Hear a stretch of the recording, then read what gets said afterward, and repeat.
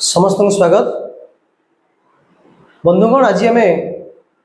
गुरुत्वपूर्ण विषयवस्तु पर आलोचना करवा जहाँकि उभय +2 फर्स्ट इयर एवं +3 फर्स्ट इयर पिला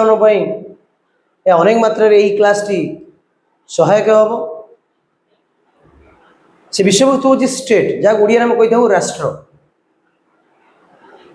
तो पिला मानक अनुरोध से ये क्लास टी एंड जाए देखु। आपण मध्य डाउट थो यदि प्रश्न पचारे कमेंट बॉक्स रे। आशा करुँची अति सरल भाव में ये विषय वस्तु को आपण निकट में उपस्थान करने।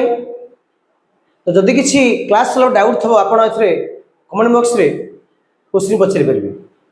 जो मैंने ये क्लास टी चैनल को नुआ के देखुं से अनुरोध आम चैनल को सब्सक्राइब करूँ,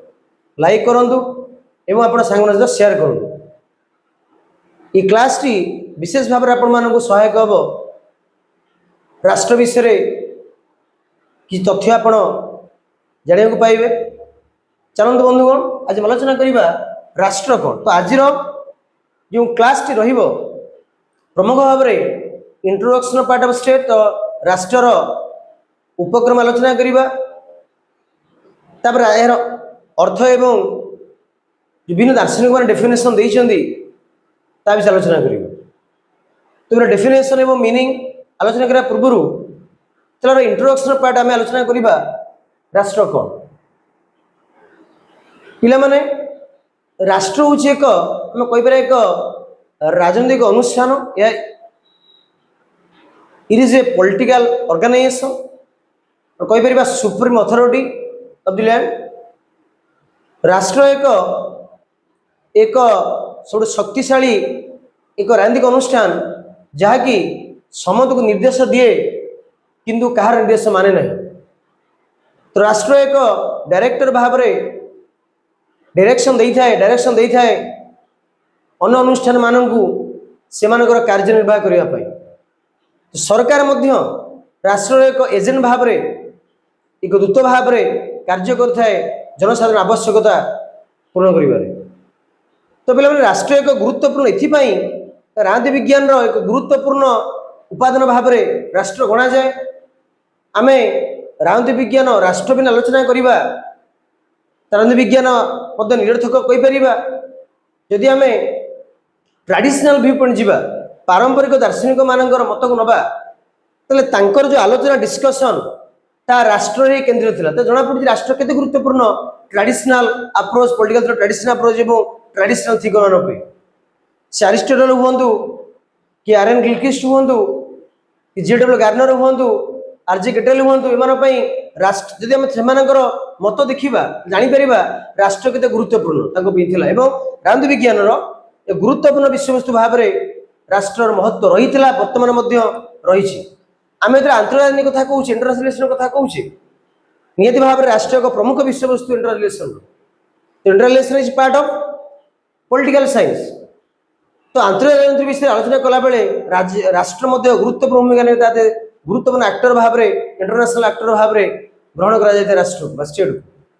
कई नेशनल स्टेट भी कही था। जब आम देखा पॉलिटिक्स थ्योरी अनुसार के सिविल सोसाइटी कही था राष्ट्र को नागरिक समाज कही था सार्वभौम क्षमता संपन्न राजनीतिक अनुष्ठान बोली सुप्रीम अथॉरिटी कहुए। राजनीति एक सार्वभौम क्षमता संपन्न राजनीतिक अनुष्ठान भाव में राष्ट्र गणी था।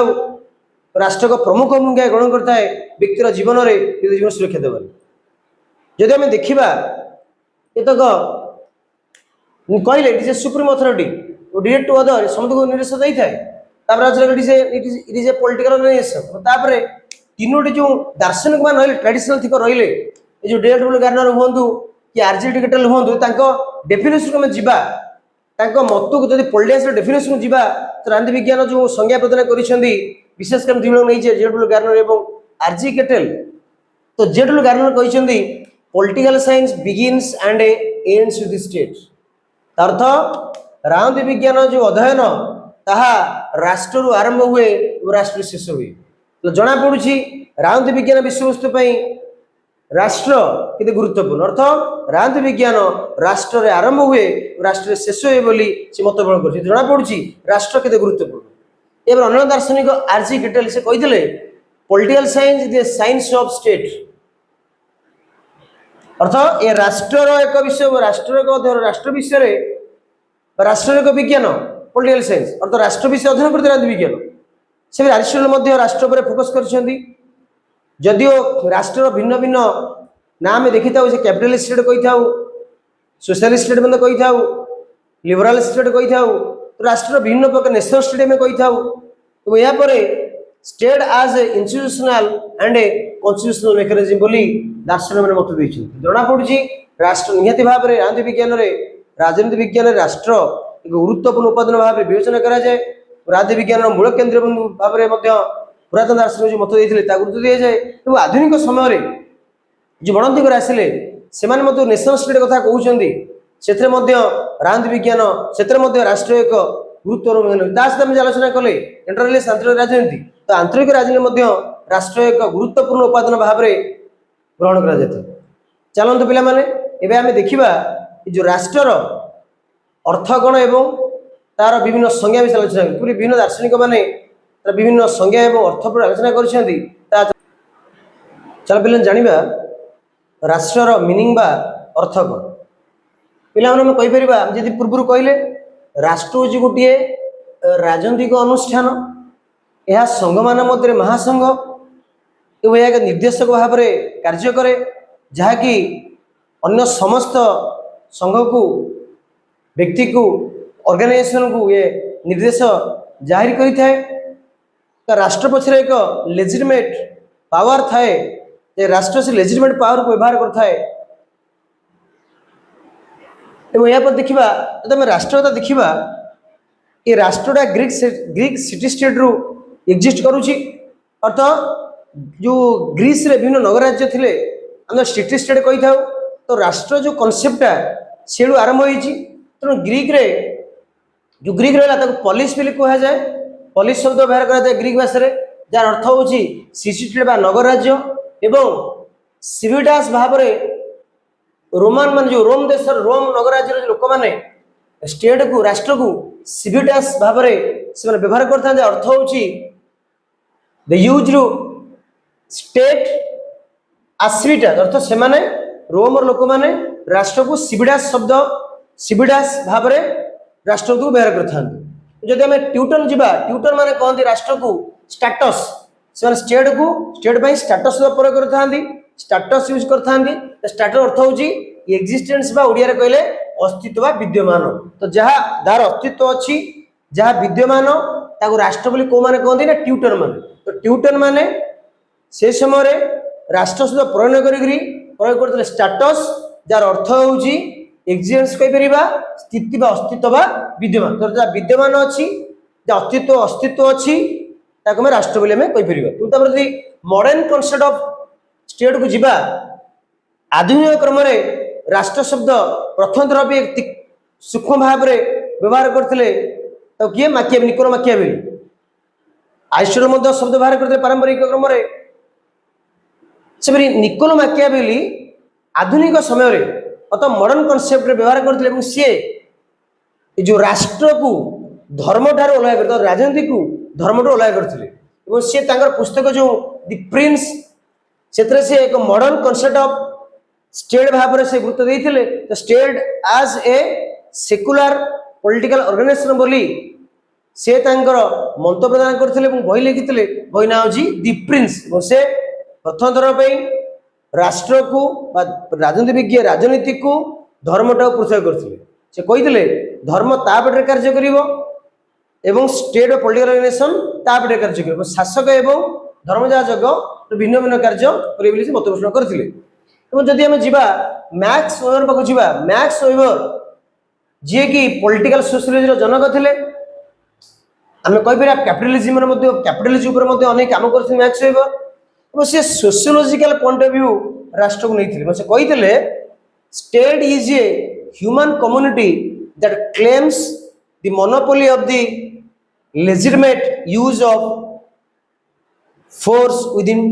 ए पर्टिकुलर टेरिटोरी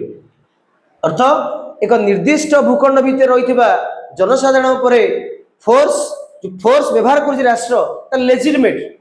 कारण व्यक्ति विशेष आम आलोचना करें किपर विभिन्न मारा जो राष्ट्र किपर उत्पत्ति है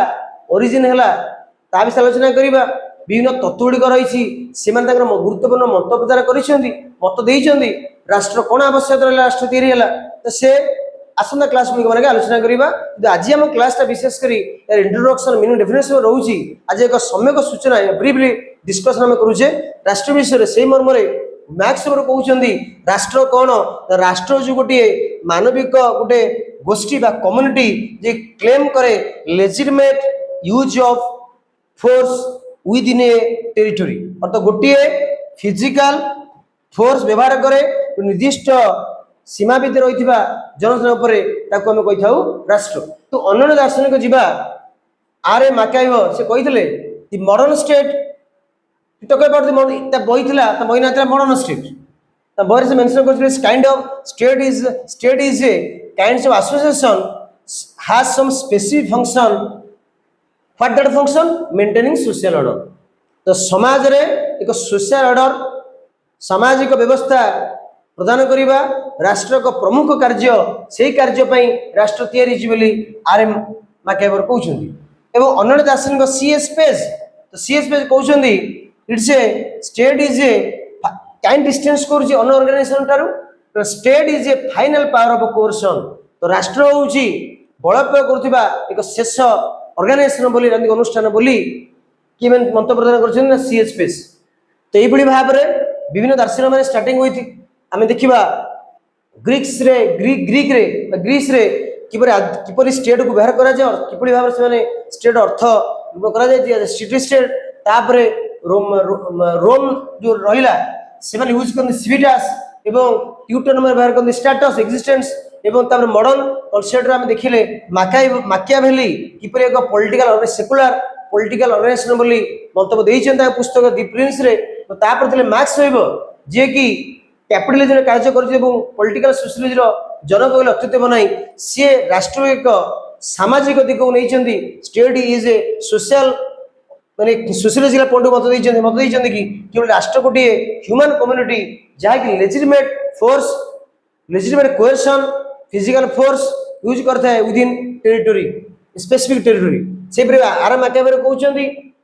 पुस्तक दि मॉडर्न स्टेट रे से कहते स्टेट गोटे काइंड ऑफ एसोसिएशन जार जो निर्दिष्ट स्पेसिफिक कार्य अच्छी to maintain social order in society तापर सीएस पे से कहले कि राष्ट्र एक फाइनल पावर कोर्सन बोली तो बल प्रयोग करथिबा एक शेष क्षमता संपन्न राजनीतिक अनुष्ठान बोली से मतभेद कर चलते पिला माने देखा जो दार्शनिक माने भिन्न भिन्न संज्ञा प्रदान कर राष्ट्र से संज्ञा आलोचना करें चलते पिला देखा जो विभिन्न दार्शनिक माने राष्ट्र भिन्न भिन्न संज्ञा प्रदान कर देखा प्रथम दार्शनिक जी अरिस्टोटल जानी अरिस्टोटल होती राजनीति विज्ञान जनक से मत पोषण करते राष्ट्र हेउची परिवार और ग्राम मानकर एक समष्टि संघ जार लक्ष्य हेउची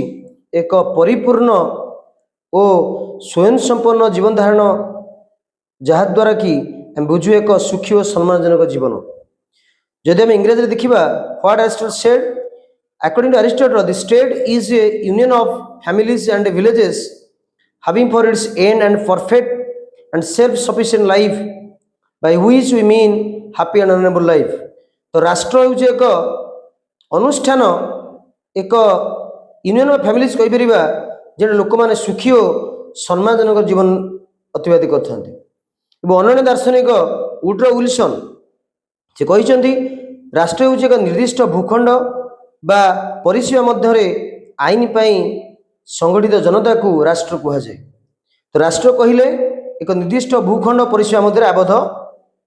जनता को से कहते state is a people organised for law within a definite territory अन्य दार्शनिक ब्लॉन्स्की कहते एक निर्दिष्ट भूखंड बा परिसीमा राजनीतिक भाव संगठित जनता को राष्ट्र कहुए the state is a politically organised people of a definite territory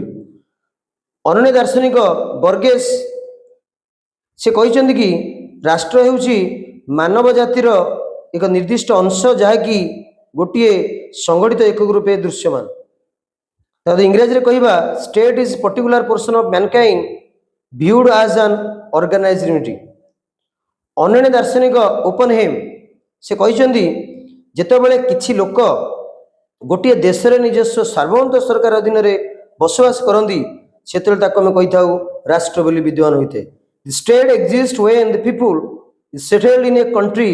under its own sovereign government. अन्य दार्शनिक लास्की से कहते शासक शासित रूपे विभाजित